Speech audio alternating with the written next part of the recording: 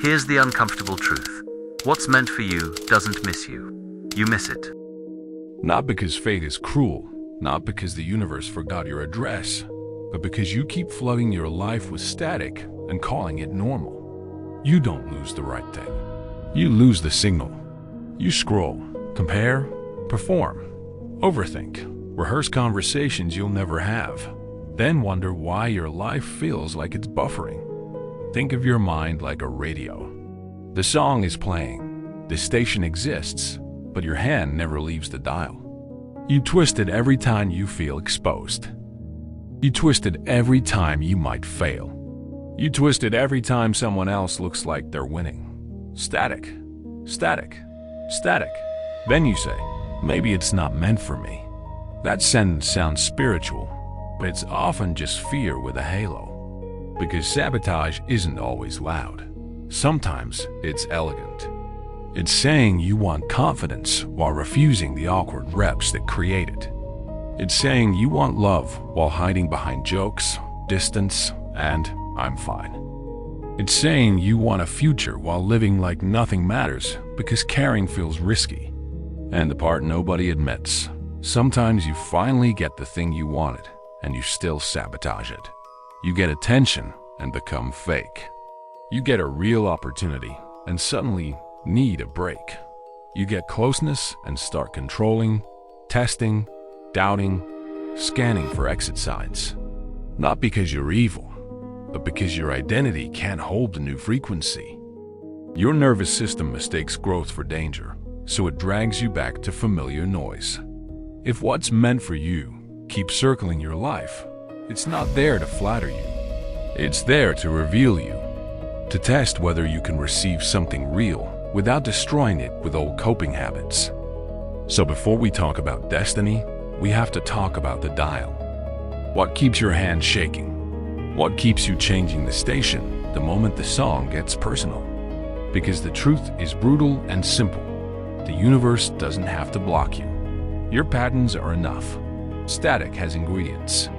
If you want a life that feels aligned, you have to stop treating sabotage like a mystery and start treating it like a pattern. One ingredient is fear of being seen. Not fear of failing in private, but fear of failing where people can watch. That's why you avoid the thing you want most. Because trying makes you visible, and visibility feels like danger when you grew up in a world that keeps score of everything. Another ingredient is the mask. You learn early which version of you gets rewarded. The chill one, the funny one, the low-maintenance one, the I don't care one. The mask works, so you keep wearing it. But then a strange problem appears. When something good comes toward you, it doesn't feel exciting. It feels threatening. Because the opportunity isn't aimed at your mask. It's aimed at you. So you start tuning your life to other people's reactions. You post what gets approval, not what's true. You speak when it's safe, not when it matters. You become a shapeshifter, so nobody can reject the real you.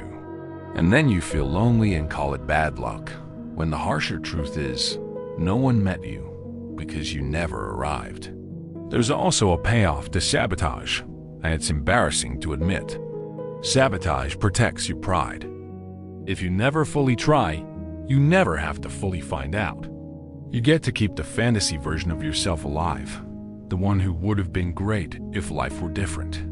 Fantasy is a clean room. Reality has feedback. This is why you can be smart and still stuck. Your sabotage isn't stupidity. It's strategy. It's a survival program that once kept you safe socially. It reduced embarrassment, conflict, rejection. But now it's aging into a cage. And here's the key. The static isn't outside you. It's inside the receiver. It's how you interpret discomfort. It's how quickly you run from the feeling of being unprepared. The dial moves before you even notice your hand. So ask yourself, when something real approaches, do you lean in? Or do you start searching for reasons to retreat? People love the sentence, if it's meant for me, it will happen, because it sounds like relief. But relief can be a sedative. And sedatives make you passive. A station can broadcast a perfect signal forever. If your receiver is damaged, you'll call it silence. That's the danger of spiritual slogans. They can make you blame destiny for what is actually conditioning. This is where philosophy gets sharp. Jung would say the parts of you you refuse to face don't disappear. They go underground and pull the strings from the basement. Nietzsche would say you rename fear as principle, so you can feel noble while staying small. Spinoza would say you're not free when you're pushed around by emotions you don't understand. Different languages, same diagnosis. The dial isn't moving by magic. It's moving by habit. You don't sabotage because you hate yourself. You sabotage because you're loyal to an identity that once protected you. The I don't try too hard identity. The I'm above it identity. The I am mysterious identity. Those identities have rules. And when life offers something that breaks those rules, your body floods you with static to drag you back. That's why Meant for You can keep returning as the same lesson in different costumes. Different friend, same insecurity. Different opportunity, same procrastination. Different relationship, same fear of being truly known.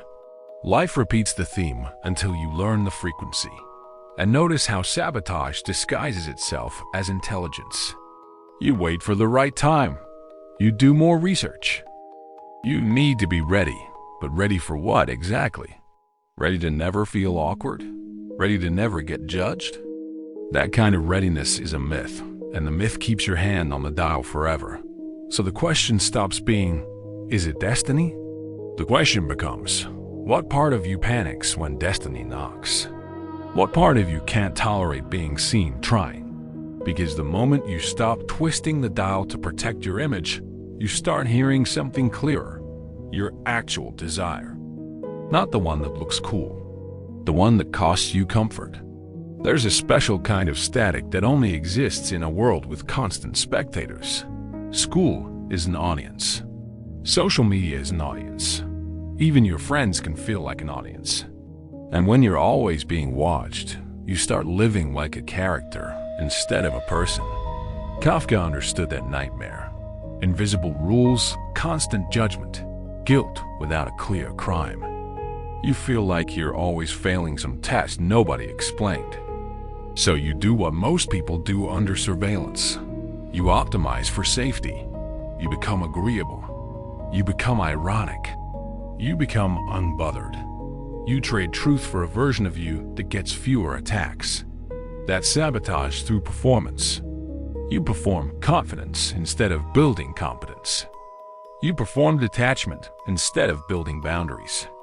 You perform spirituality instead of doing the terrifying inner work of being honest.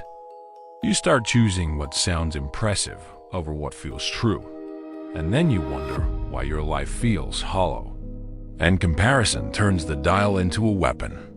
The moment you measure your timeline against someone else's highlight reel, you lose your frequency. You start living in a fiction and calling it reality. You feel behind even when you're simply early. You feel small even when you're simply learning.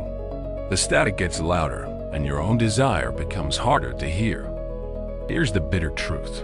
The crowd can't tune you into your life. The crowd can only tune you into the crowd. So if you don't want to evolve, don't follow In.SideOut. Stay entertained. Keep calling your coping mechanisms personality. Keep insisting you're fine while your life stays on pause. But if you're tired of static, then stop asking for signs and start noticing patterns. Stop asking if you're meant to do something and start asking whether you're willing to become someone who can do it. Because every time you twist the dial to avoid discomfort, you teach your brain that fear is the boss. And you don't build a future under a boss like that. So, what does it actually mean when people say, what's meant for you won't miss you? It means life is stubborn. It repeats itself. It brings the same lesson back with different faces until you either grow or stay trapped.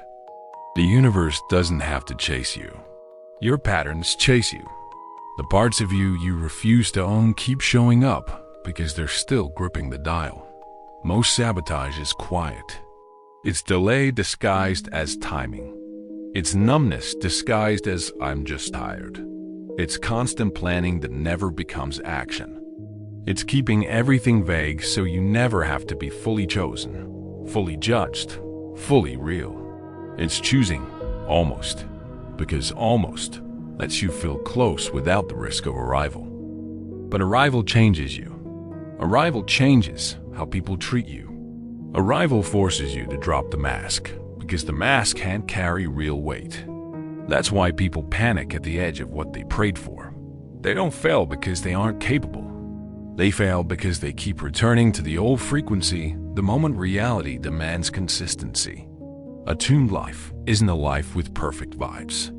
It's a life where your actions and your values stop fighting each other, where you care without clinging, where you try without needing to look flawless, where you can feel fear and still choose.